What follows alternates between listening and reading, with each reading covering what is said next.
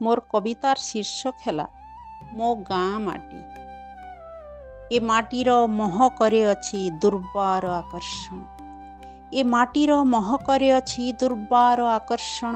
ता शब्दरे झंकुरित अनाहत झंकार। केते स्वप्न केते शिहरण अविस्मरणीय श्रुति पटले आत्मीय स्वजनक समाहित स्वर। एही माटी पुरईता एही माटी पुरईता ए माटी मो जननी। ता पानी पवन सूर्यालोके गढ़ा मो शरीर। देइछि खुशी एठी चंद्रर जोछना।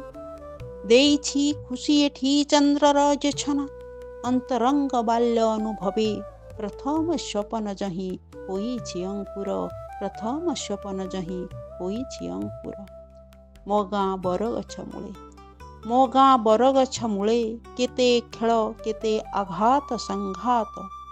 पवनर पालिंकीरे पक्षींक बसा दोहले।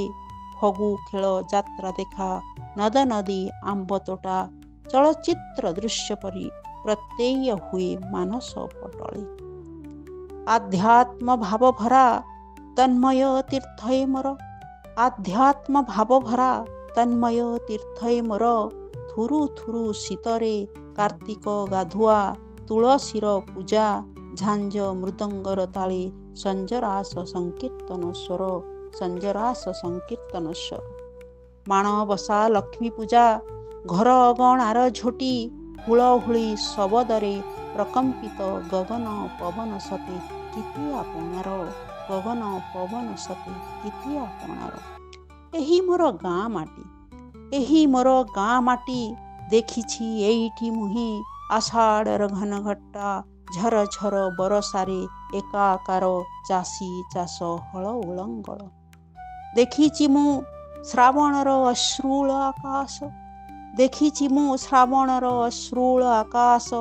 जलर शैलाभ पुणी बैशाखर आग्नेय सकाळ। एही भूमि काव्यमयी एही भूमि काव्यमयी। नृत्य कला शिक्षा संस्कार पूर्ण प्राचुर्यर गंताघर।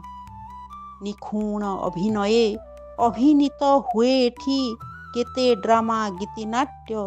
घुमुरार ताले ताले छंदायित छंदमयी कवितार स्वर कवितार स्वर। ए माटीरे जन्म नेई कविटिए गाउथाउ आध्यात्मर असरा संगीत।